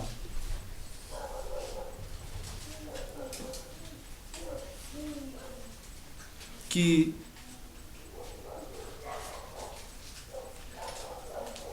Segunda Coríntios 13, 4. Porque, de fato, Cristo, acharam aí? 2 Coríntios 13, 4? Ele está falando assim que Cristo foi crucificado em fraqueza. Olha só. Está vendo? Olha que coisa, irmãos, extrema aqui, né? Cristo foi crucificado em fraqueza, contudo vive pelo poder de Deus, porque nós também somos fracos nele, mas viveremos com ele. Para vós outros, pelo poder de Deus. Olha só. Então, Deus está tentando explicar com muito cuidado para nós de que como que Ele nos alcançou então. Cristo, o próprio Deus, Ele vem aqui na terra e Ele, o próprio Deus, Ele tem que se fazer, vamos dizer assim, semelhante a nós na nossa mais profunda desgraça. Na nossa mais profunda desgraça. Irmãos, quando a gente contemplar a cruz, nós não estamos contemplando um aparelho de tortura ou de execução romana. Não é isso. A cruz, nós estamos contemplando duas coisas, segundo esse texto aqui, duas coisas. Nós estamos contemplando nós mesmos. A cruz revela a nossa mais profunda desgraça. Onde que a gente ia parar? A nossa mais profunda desgraça. Aquele ponto do tumor, ultra tumor que está na nossa vida, que está revelado naquela cruz por causa de Cristo. Quando Cristo vem para a cruz, ele se torna tão fraco. Quer dizer, como que é isso, se torna tão fraco? Ele vai até o ponto máximo da nossa própria fraqueza. Vai até o ponto máximo do tumor que havia em nós, que nos levaria para o inferno. E vai lá. Quando a gente toma um remédio, uma vacina, qualquer coisa, a gente espera que aquele remédio atinja a doença que está em nós. Não é? A gente não espera que ele vai lá naquela doença, envolva aquela doença lá e de algum jeito cure aquilo. A gente espera isso. E é o que a gente diz, o remédio é eficaz, porque ele fez isso. Ele foi lá naquele ponto. Então Deus, quando veio aqui, ele foi lá no ponto onde está a nossa maior desgraça, onde ela foi revelada na cruz. A nossa iniquidade foi revelada na cruz. Então, quando a gente olhar para a cruz, nós vamos estar olhando para a nossa maior profunda desgraça que tem. Aquele ponto da nossa morte, da sequidão, onde ali é a fronteira do inferno. A cruz é a fronteira do inferno. E Jesus enfrentou essa fronteira do inferno e deu testemunho da graça de Deus ali. Porque ali ele atingiu o nosso pecado. Ali ele pegou todo o nosso pecado e nele, na sua profunda fraqueza que ele se fez, ele venceu aquela situação, aquela morte, aquela desgraça. Ele venceu aquele pecado. Nele ele comprimiu tudo, ele acabou com tudo. Então esse texto é extremamente importante, porque ele está mostrando para nós que então quando nós estamos em Cristo, nós estamos na nossa profunda fraqueza, onde nós fomos atingidos. Nós fomos pegos naquela situação, nós fomos alcançados naquela desgraça que fazia a gente ser iníquo por natureza sem Deus. Ele alcançou a gente naquilo, e ao nos alcançar naquela profunda fraqueza que ele mesmo se fez, se identificando conosco naquela cruz, ele revela também quem ele é.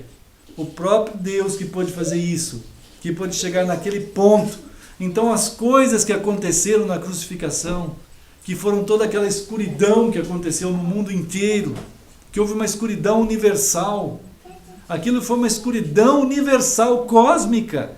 Não é que lá na beira de Jerusalém ficou escuro, foi o mundo ficou escuro. Não havia brilho de estrela que pudesse, não havia brilho de astro algum, de sol algum que pudesse aparecer naquele momento. Porque ali estava acontecendo, na pessoa de Cristo, a absorção também. E nele estava acontecendo a identificação com toda a desgraça do universo e a nossa desgraça. Não tem outra pessoa que podia fazer algo assim. Naquela profunda desgraça, naquela situação de fragilidade dele, ele encontrou a nossa fragilidade mais profunda. Por isso que quando nós somos alcançados por Cristo, realmente fomos alcançados. Realmente fomos. E agora então podemos viver a vida no poder de Deus, irmãos. Podemos viver no poder de Deus, que Ele veio dar para a gente. Então, toda essa situação aí que acontece, ou área política, ou área religiosa, teológica, seja que área que for, ações do maligno, Babilônia meretriz, seja lá que tipo de poder que seja, a mensagem de Deus é essa: seja a Babilônia que for, seja o meretrício que estiver acontecendo, em Cristo há poder para chegar no mais profundo da desgraça de uma pessoa e tirar ele de lá. Pode acontecer o que for, pode estar acontecendo o que for em qualquer vida. Em Cristo há poder e ele chega lá e te tira de lá e te leva com ele, né? E aí nós vamos experimentar que na mais profunda fraqueza da nossa vida é que nós fomos feitos fortes no poder de Deus, em Cristo. Ele nos tirou, Ele nos alcançou, né? Isso é uma proclamação, na verdade. Não tem muito como explicar isso. É uma proclamação. Deus fez isso. Ele está dizendo: eu fiz isso por ti, porque eu não quero ver você lá naquela condição. E você não vai ficar lá, porque eu vou te buscar. E Ele foi e alcançou a gente, né, irmãos? Então não há mensagem maior, não há notícia maior, né? Então essa palavra, sim, não pode ser confundida, né? E Deus tem chamado a gente para viver com Cristo. Com quem mais a gente iria viver? Não tem nada, né? Nem ninguém. Então o Senhor é aquele que nos chama, né, para viver assim. Acho que nós precisamos celebrar o Senhor, então, né, irmãos? A ceia do Senhor. E o Senhor falou isso mesmo, né? Que a gente, nele está o testamento, nele está a aliança de Deus com os homens. E vamos pegar então o pão e o suco. Pode pegar, irmão, por favor. E tem um texto aqui, deixa eu ver se é Hebreus 3,15. Deixa eu ver se é. Hebreus 3,15. Ele fala assim, ó: hoje, olha que coisa preciosa, né? Se ouvirdes a voz de Deus, né, não endureçais o vosso coração. É isso, né? Porque ele está falando aos Hebreus mesmo aqui nesse caso. É a carta aos Hebreus, capítulo 3, versículo 15. Mas é para todo mundo. Quer dizer, se a voz do Senhor está sendo falada, né, abra o teu coração e viva com Cristo, né? Viva no Senhor. E então, aí ele cita o exemplo do endurecimento do coração do povo aqui, lá no dia da provocação a Moisés, lá no deserto, né? Que ouviram a voz do Senhor, mas não quiseram. Não gostaram muito. É uma coisa estranha, né? O povo de Deus não gostar. Eu nunca vi tanto pastor e tanto servo de Deus conhecer a Bíblia como nos dias de hoje, irmão. É muita gente que conhece a Bíblia.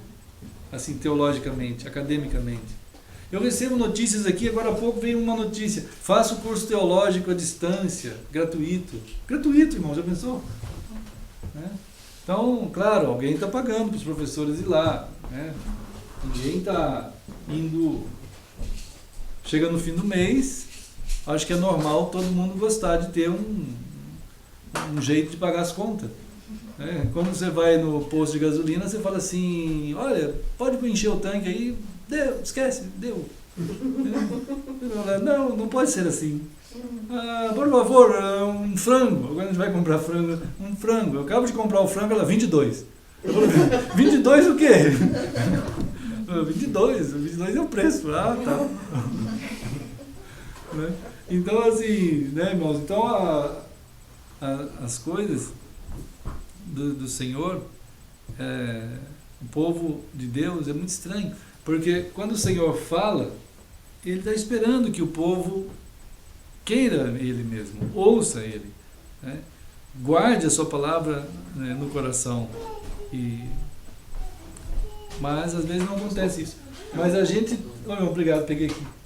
A gente está lembrando de que o Senhor é aquele que realmente nos dá o melhor que Ele tem, né? Que é Ele mesmo. O mais que Ele tem. E Jesus, então, Ele falou assim lá em Mateus, junto com os seus discípulos, Ele falou assim, que Ele ia ficar com muita saudade, viu, irmãos, de nós. Muita saudade. Ele falou assim, olha, gente, vocês vão ficar aqui, eu vou lá, e eu vou ficar com saudade. Mas, vocês vão ficando aí. E, desse dia em diante, eu vou lá.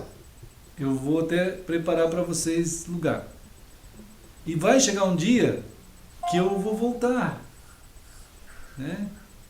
E então, só que tem uma coisa, nesse período, vão acontecer tanta barbaridade, tantas coisas malucas, que vocês não deixem isso tomar conta do coração de vocês por causa de tudo isso que eu já falei para vocês, disse o Senhor aqui. Creiam, mantenham o coração de vocês em Deus e em mim. Né? E vocês vão passar por isso. Porque eu passei por isso. Jesus disse, eu venci o mundo. Né? E se vocês estiverem em mim, vocês vão vencer também. Então, enquanto isso, o testemunho que vocês vão dar sobre a minha graça que alcançou vocês, vai ser assim, ó, família do Senhor. Vocês vão estar sendo formados a minha família. E vocês vão andar na terra como o meu povo. Cada dia. E isso faz parte de um propósito eterno do Senhor. Um propósito que vai anunciar isso. Né? Isso é tão difícil? Não é difícil. Né? Mas muita gente não entende isso. Né?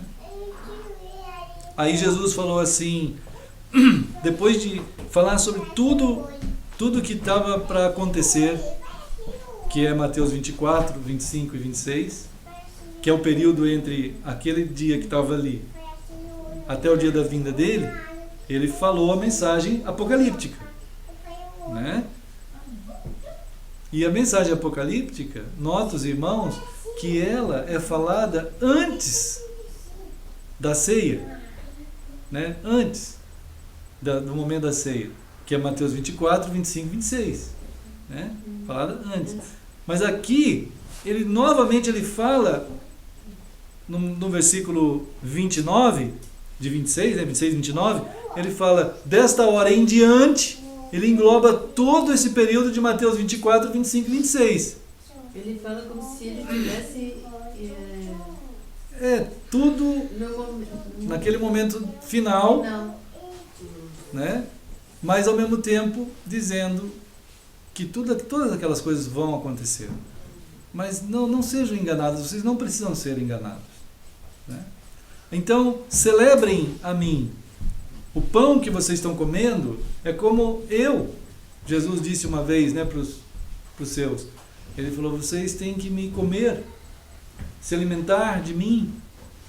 E esse é um alimento diário. Se alimentem de Cristo. E esse alimento, que é o pão e o vinho, significa eu entreguei minha vida para vocês. Meu corpo e meu sangue a minha vida, né? Então vocês vão estar juntos se alimentando em determinados momentos, e isso é um testemunho, é visto por Deus como um testemunho. Por Deus é visto, né? A gente não tem noção da dimensão que isso atinge, assim, talvez pela limitação nossa, mas é assim, né? Enquanto comiam, Jesus pegou o pão então e orou, né? Ó Deus, nós estamos aqui como tua família, que existe por causa do alimento que nos nutre, que nos fortalece, que é o Senhor mesmo, Senhor. Ó Deus, és tu que proveu para nós esse suprimento tão bom, tão gracioso e eterno.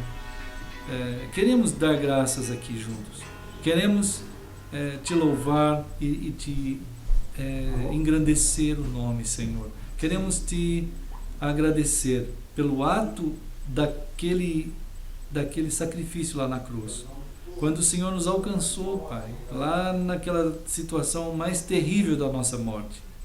E nós estamos aqui celebrando que desde aquele primeiro momento, quando o Senhor nos deu vida, quanto até o último momento, até aquele dia, o Senhor é realmente o alimento para a nossa vida, Senhor. Aqui está a tua família, aqui está o teu povo, tanto aqui nessa cidade, nesse local, quanto em outros lugares que estão junto conosco, celebrando o mesmo Senhor. Nós te damos graças, Senhor, e agradecemos aqui juntos, no precioso nome de Jesus. Amém. Amém. Então, ele partiu, deu aos discípulos, dizendo: tomai, comei, isto é o meu corpo. Então, como Jesus ensinou, vamos fazer.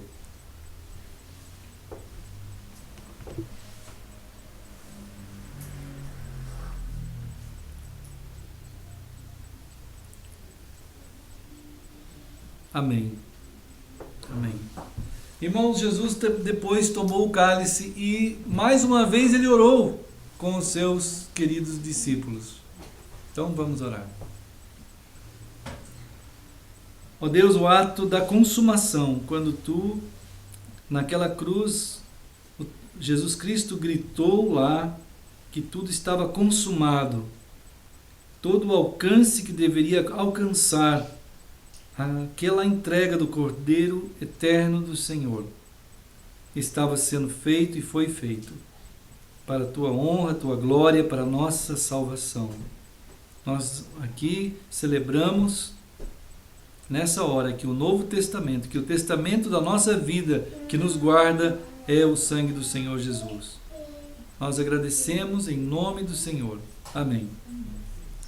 E então deu aos discípulos, dizendo: bebei dele todos, porque isto é o meu sangue, o sangue da nova aliança, derramado em favor de muitos, para a remissão de pecados. E digo-vos que desta hora em diante eu não beberei deste fruto da videira, até aquele dia em que o hei de beber o vinho novo no reino de meu Pai, convosco. Então, irmãos, como o Senhor ensinou, vamos fazer.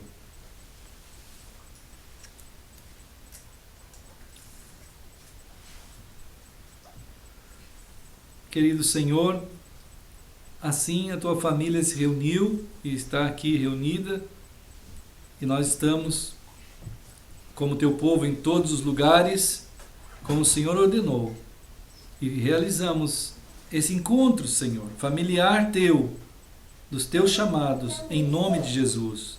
Amém. Irmãos queridos, Deus abençoe todos os irmãos, né? Deus guarde a vida dos irmãos.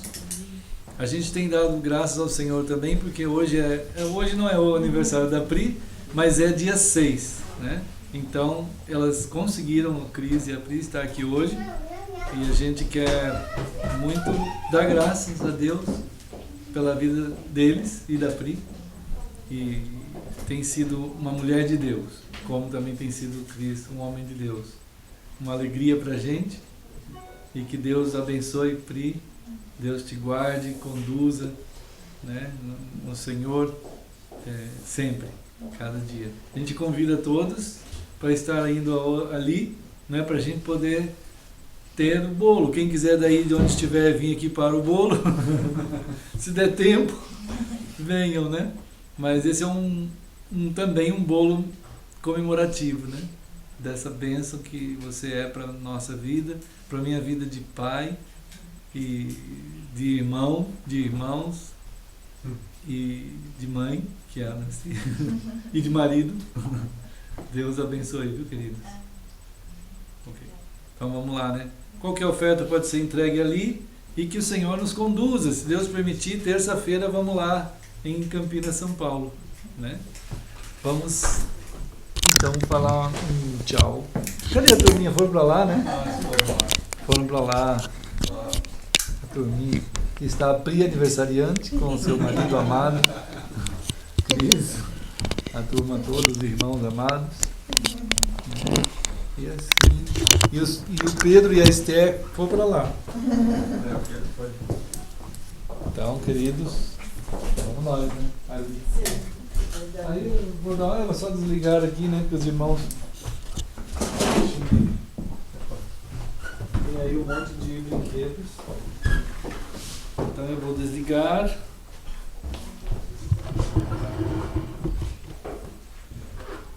Junto aqui, caminhamos mais um pouco, né, irmãos? Pela graça do Senhor. E que o Senhor fortaleça os irmãos que estão aí, se alegrem conosco, né? Nessa celebração, tanto de Cristo, que é o Senhor, quanto também da alegria que a gente tem pelos dias e pelo tempo que a gente passa em Cristo, e dos nossos filhos amados, da Priscila, que comemora hoje esse aniversário, que é uma bênção muito grande, nossos filhos crescendo em Cristo. E sabemos que na eternidade, na vida, na casa celestial, lá junto do nosso Senhor, vamos todos estar nele. Isso é uma grande bênção. Deus abençoe os queridos em São Bernardo do Campo, o André, a Letícia, a Samira, né, Samira? Deus abençoe os irmãos lá na Alemanha, a Catiane, o Daniel e o Samuel. Saudades muito grandes de vocês. Deus abençoe. Oi, Pedro! Quer fazer um tchau aqui, Pedro? Olha, chegou, não quer mais? Pois é. Então, Deus abençoe todos os amados lá em Campinas, São Paulo. O Tiago, a família, a sua filha, que tem aquele amor pela música também. E Deus abençoe Danilo, a esposa, os filhos. Deus abençoe o Daniel, querido irmão, junto com a irmã Arlene e filhos. Né? Que Deus fortaleça eles, vocês aí. Saudades em Cristo. Deus abençoe Virgínia, Deus abençoe Luciano, os queridos filhos. Né? Todos os que estão começando no Senhor, a Paula. E abençoe os irmãos que estão nos Estados Unidos, a Ada, que tem lutado no Senhor para conduzir a sua família em Cristo.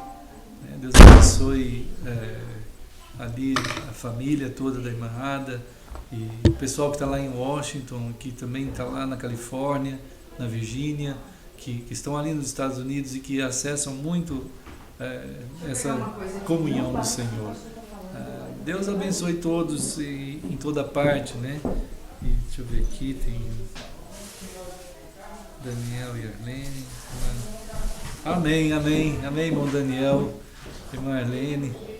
E queridos irmãos, com a graça do Senhor, vamos seguindo, vamos estar nele aí, né? Na terça-feira, que Ele nos permita essa bênção. E irmão Tiago, todo mundo mandando um oi aqui, irmã Ada, irmão Naef. E, enfim, todos os queridos que em toda parte têm sido chamados e tomados por essa graça tão preciosa do amor do Senhor que alcançou a gente na nossa condição mais terrível, para nos levar à condição mais celestial, mais amada do seu próprio ser, né? Em Cristo ali, começando a vida lá naquela cruz e indo até o céu, né? A Imanice também está mandando aqui um oi. Estou vendo que ela escreveu aqui, está escrevendo ainda, está digitando, né? E Deus abençoe os amados onde estão, irmã Rosana, irmãos que acessam em todos os lugares. Então, fica nossa palavra assim final de amor em Cristo, de clamor ao Senhor para que guarde vocês, sendo os irmãos levados a essa explanação, né, da graça de Deus, onde cada um de nós estivermos, né? E eu vou desligar aqui com aquela saudade que fica em Cristo, sabendo que esse vínculo é impossível de ser desfeito, né? E parabéns também para a Pri, e a Imanice. Amém, amém.